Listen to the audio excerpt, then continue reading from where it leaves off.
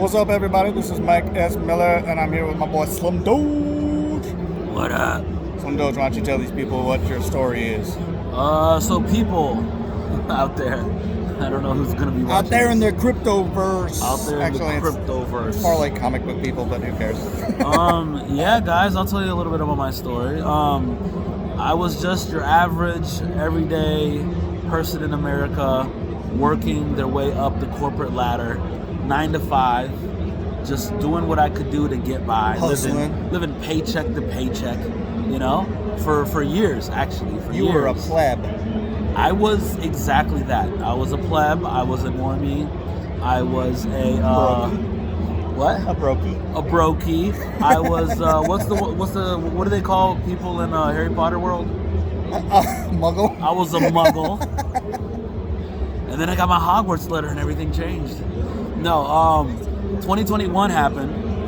And around this time, I was already kind of dabbling in the stock market and buying stocks and stuff like that through Robinhood, as a retail investor. And I was on Wall Street Bets. I was, doing the whole retail investor thing. And then GameStop happens, right? Where everybody's like, hey guys, let's get together and buy up as much GameStop as possible because these huge hedge funds over in Wall Street are shorting the stock. So that's what we do. We come together. I'm buying a bunch of GameStop, right? Next thing you know, Robinhood does not like that because technically speaking, it's a conflict of interest because the hedge funds fund Robinhood, right? So they don't want them to lose money, right? So what happens is we wake up one day and Robinhood disables the buy button. You can no longer buy GameStop. Well, you could sell though, but you can no longer buy. What happens? The stock plummets. Okay, so when the stock plummets, I lose half my money. Everyone's freaking out. We're jumping back on the Wall Street Bets like, guys, what do we do now? What's the plan now? Huddle up. Let's figure it out, right? Sure enough, the majority of the people that I was talking to say, you know what? The stock market is rigged. I'm taking my money out right now. Sure enough, I followed along, did the same thing, took all my money out as far as selling all my stocks, right? And then decided to think, okay, what's next? Am I gonna take all this money out of the stock market and put it in the bank? No, because if I do that, you're an idiot. I'm an idiot. Exactly.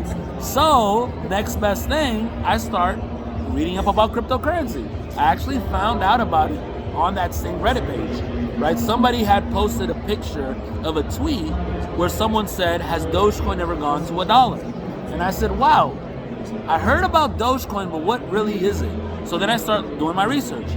2 weeks into it, I find out crypto's the future. I drank the Kool-Aid, man. I'm like, this is the future. This is gonna take over everything. It's gonna change the scope of how we see money, the economy. The banks are it's freedom money, shit baby. out of luck. Yeah, it's just like this is where it's gonna go, right? This is where it's gonna go. Now that I see where it's gonna go, what's the best thing I could do? Put my money in where I think is gonna have the biggest gains, right? So at the time on Robinhood, you could only buy Bitcoin, Ethereum, or Dogecoin. That was it. Oh, you couldn't do Litecoin? You couldn't even do Litecoin at that time. So Bitcoin was at about $30,000 a coin at this point. It's way too high for me, especially somebody who's learning about crypto. I don't want to take that big of a risk, right? Well, you could have done a 2x. You're right. I could have done a 2x. Woo! Ethereum was at a $3,000 round, right? That's still a lot per coin. I would get like not that many coins.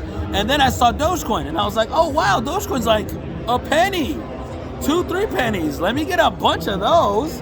What if that goes up to what Bitcoin is? You know what I mean? Like at the time, thinking like a normie, you're like, anything can go up to what Bitcoin is, right? Yeah. So what do? All the money that I have from selling out of all the stocks, I literally put it all into Dogecoin and take out more money, and I put my whole life savings in a Dogecoin, and I max out credit cards and put it in a Dogecoin. I borrow money from family members and put it in Dogecoin. As much as I could physically do, I did, right?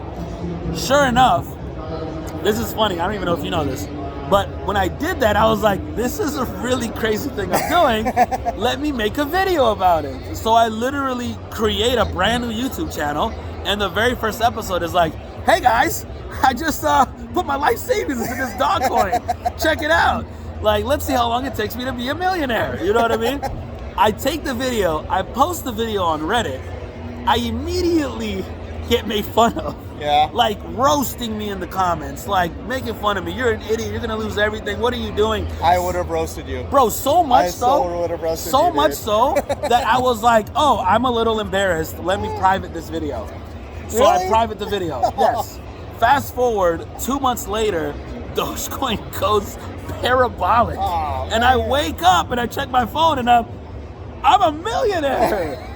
Bro, it was the craziest thing. And literally I take the camera and I turn it back on. The second video, I'm like, hey guys, I just became a millionaire. Oh, did you and then I put the unprivate it? first one unprivate it, and I was like, I told you guys. It was the craziest experience of my entire life, man. It was That's that awesome. crazy. They should make a documentary about that. They should. They did. They did. Oh my God. So right after that happened, I'm getting hit up by a bunch of publications. I'm on CNN, MSNBC, Business Insider, Newsweekly. I'm on the cover of the New York Times. Crazy. And then all of these production companies are hitting me up to do a movie about me or a documentary.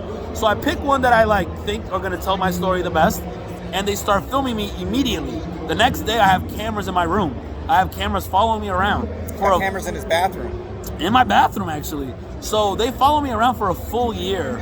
And then, I have a move. I was living in Los Angeles at the time. I moved to Vegas, so they follow me doing that. And then we have a year of post-production, right? Editing, sound, all that fun stuff. And then we got picked up by the Tribeca Film Festival, which is one of the biggest film festivals in the U.S. You have Sundance Films, which everyone knows. You have South by Southwest Film Festival in Texas. Oh, I forgot about that. And then you have the Tribeca Film Festival in New York. So we had a red carpet event, world premiere, the whole nine. This was last year. And then just recently, we got picked up by Apple TV, Amazon Prime. That's where I saw it. And twice. it's out now, so anybody can go watch it. So you guys should go watch it. Definitely. And so now what are you doing? What are you doing with your vast riches? Now I'm working with Squid Girl. So since then, I decided to go all in on crypto as far as just my full-time job. Can we reenact the best scene of the film? Sure. You gonna play my mom? Yeah. All right, wait. I gotta tell you, I got a really good gig, right? Okay. Hey, Mom. Yes, son. I just got a lot of money to work with the crypto project. What? Really? Yeah, they're gonna pay me a lot of money, Mom. How much? Like, so much money. And are they paying you in cash? No, they're paying me in Dogecoin. Dogecoin? But don't you understand? You need cash. You need real money. Dogecoin's the future, Mom. I can't even reenact that. This is my favorite scene in that movie. You guys have to check it out, man. It's a great movie. It really is. Ups man. and downs. Yeah. It's a roller coaster ride. You're watching fluctuations in the millions. Because I remember, if you were in crypto, you were watching when Elon Musk was on Saturday Night Live. And that was the zenith of this man's portfolio. And I had a camera crew during that time. Yeah, and I love the moment you're like, oh, I got to be real and show you my life. I just lost $500,000. It was crazy. My heart broke for you at that moment. Thank you. But yeah, ever since then, I've been working full time in crypto. I work with Mike, some of the, Shibatoshi, Squid Girl, Wendy O. Yeah, that's how we met. Yeah. We had a little private get together with Shib and Alex and. Did you come out to the brothers? Remember we played poker, the strip poker. No, I know that. I'm saying the first time I met Shib. You weren't there, right? No. That was the first time I met you. Okay. Yeah. So we had a private getaway. We were all hanging out, filming stuff. Anthony. Playing poker. Anthony was there. Yeah. He was betting his teeth. He was I betting bet my his shirt. clothes. Which is also a great video. You guys should go watch that. That is a good video. Yeah. But yeah, so then we've been working together with Squid Girl for, it's been a year. I think you got in earlier. So for me, it's like 8 to 10 months, I think. Oh, really? Yeah, I got in right after you, actually. Okay. Yeah, I think it's been around a year. I got recruited by Shibatoshi himself. He reached out to me. He was like, bro, I love your Dogecoin story. He was like, I'm the Shib guy. I'm like, Oh shit! guy. The shit guy. I love your story. It's so similar. Like obviously completely different scales. Yeah, but so for those of you who don't know, Shib, he's the founder of Squid Grow. Yeah. He's like a legend. He's like the legendary character in crypto because he's the guy who made the single greatest trade in the history that's of true. mankind. It's actually true. He bought what was it? 13 ETH? I don't know. It's like $8,000. $8,000 worth of Shiba Inu. Yeah, and that one wallet went up to $5.7 billion. Yeah. And I mean, it's not like it changed his life because he was already a billionaire. He was bro. When I read that he was already a billionaire, I'm like, life isn't fair. like of course a billionaire makes more billions. Right, of course. Well, who else is going to throw $8,000? So That's he true. told me. So the funny thing was that he kind of did it as a troll. Yeah. Right. So like he was playing with his friends. Like, yeah, and his friends were all like, "Oh, you got to get into this new coin that's coming out. It's called Shiba Inu." And one of them came over and kind of convinced him. And they're like, "Yeah, we're all gonna put $1,000 in," and there was 7 of them. Yeah. And he's like, "I think it'd be funny if I put in more than all of you put together." Yeah, so I could be the top whale. He wanted to be the top whale. And now he owns 20% of the supply. It's insane. I didn't know it was that much. That's crazy. But he's not selling. He's not selling because he doesn't want to hurt the Shib community at all. Right. But yeah, that's epic. So that's what we're doing. And we're at NFT NYC right now. NFT NYC, and we're doing an NFT collection together. Yes, we are. Should we talk about that? Sure, why not? Okay. So Mike reached out to me, a few weeks ago, right? Yeah. And he was like, how cool would it be to do a Dogecoin related NFT project? I was like, hell yeah, let's do it. Yeah. And then he sent me the meme, the Buff Doge meme. Buff Doge.